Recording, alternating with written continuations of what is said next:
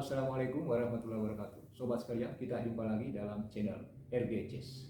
Kali ini saya akan membahas ringkas tentang ibu kota negara yang terus menuai perbincangan, yang terus menuai kritik di ruang publik. Tapi bagi saya ini wajar saja karena kita dalam konteks ruang demokrasi.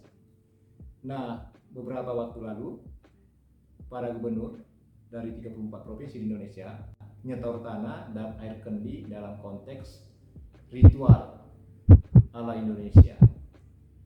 Ini yang juga banyak disorot oleh publik. Tapi bagi saya ini tidak perlu disoal terlalu jauh karena masing-masing negara dalam banyak aspek itu punya pendekatan kultural yang berbeda dalam berbagai kegiatan-kegiatan kenegaraan. Nah, kali ini yang saya ingin berikan sorotan khusus terkait dengan kebijakan tentang ibu kota negara. Nah, ketika saya merefresh kembali dari naskah akademik sebagai pijakan pembentukan undang-undang ini, saya melihat, saya membaca dan saya mencermati serta menganalisis sesungguhnya pemindahan ibu kota negara ini kalau bertumpu pada naskah akademik tidak cukup argumentatif karena kajiannya tidak filosofis dan tidak ada pendekatan-pendekatan kebangsaan secara kesejarahan di dalam naskah akademik itu. Memang di dalam naskah akademik Undang-Undang Nomor 3 Tahun 2022 ini mengutip beberapa referensi yang selama ini menjadi bacaan tentang ibu kota negara di dunia. Misalnya buku yang ditulis oleh V. Rosman tentang Capital Cities, Pattern of Development and Relocation. Ini salah satu buku yang menyajikan tentang atau mengulas tentang ibu kota negara di dunia. Nah, di dalam buku ini memang Rosman itu membuat dua pendekatan sejarah dalam proses pemindahan ibu kota negara.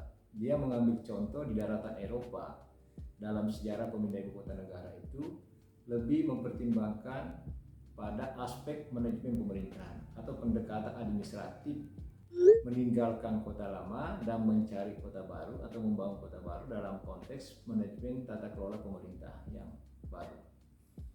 Dalam buku V. Rosman juga ini ditulis sejarah pemindahan ibu kota negara di benua Amerika Latin, Afrika, dan beberapa negara di Asia dengan pendekatan kultural. Artinya apa?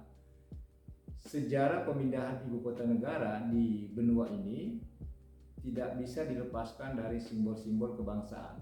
Berarti dalam buku V. Rosman ini yang mengulas baik tentang sejarah pemindahan ibu kota negara, ada dua pendekatan sejarah negara-negara dalam memindahkan ibu kotanya. Yang pertama, pertimbangan administratif semata dalam konteks manajemen tata kelola pemerintah yang baru. Yang kedua, pendekatan kultural dalam konteks simbol-simbol kebangsaan. Nah, kalau kita membawa kasus pemindahan ibu kota negara Republik Indonesia dari kota Jakarta ke Penajam, Kalimantan sana, kita agak kesulitan sebenarnya mau meletakkan kasus pemindahan ibu kota negara Jakarta ke Penajam sana dalam pendekatan apa seperti yang dijelaskan oleh V. Rosman ini.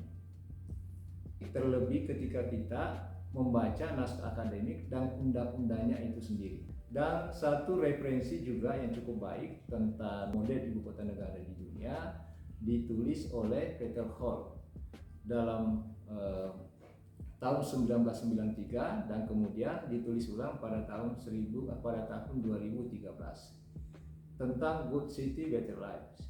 Di dalam buku ini Peter Hall membuat 7 kategorisasi model ibu kota negara di dunia. Tapi kali ini saya membuat simplifikasinya saja menjadi 3 model ibu kota negara. Yang pertama, Peter Hall menyebutnya apa yang disebut dengan multi-function capitals. Ia ibu kota negara sekaligus sebagai ibu kota pemerintahan. Yang kedua, apa yang Peter Hall sebut sebagai political capitals without commercial function. Kota pemerintahan tanpa fungsi komersial. Yang ketiga, Peter Hall menyebutnya sebagai super capital, super international government. ibu kota negara sekaligus ibu kota organisasi-organisasi internasional. Dia mencontohkan seperti Brussels dan beberapa kota lainnya.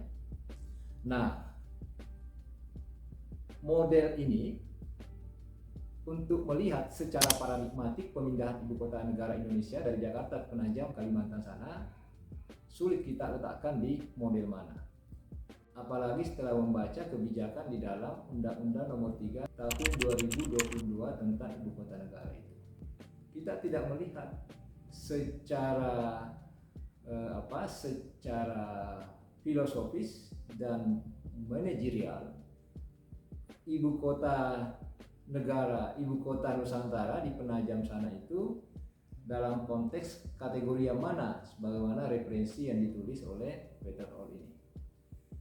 Nah, apalagi dalam sejarah pemindahan ibu kota negara, kalau kita baca lebih jauh referensi ini, yang namanya berpindah ada yang ditinggalkan, ada yang dituju.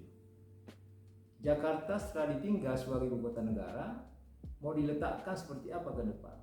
Ini yang tidak terlihat dalam kajian naskah akademik, mestinya kan lebih komprehensif. Nah, di dalam buku Veterhorst juga ini tentang Good City Better Life ini juga mengkaji secara khusus bagaimana sejarah pemindahan ibu kota negara itu, kemudian kota lama diletakkan seperti apa.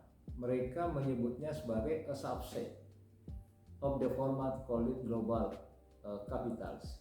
Bagaimanapun juga Jakarta sebagai ibu kota negara sebelum berpindah atau bekas ibu kota negara Republik Indonesia harus diletakkan secara paradigmatik ke depan seperti apa. Ini yang tidak terlihat.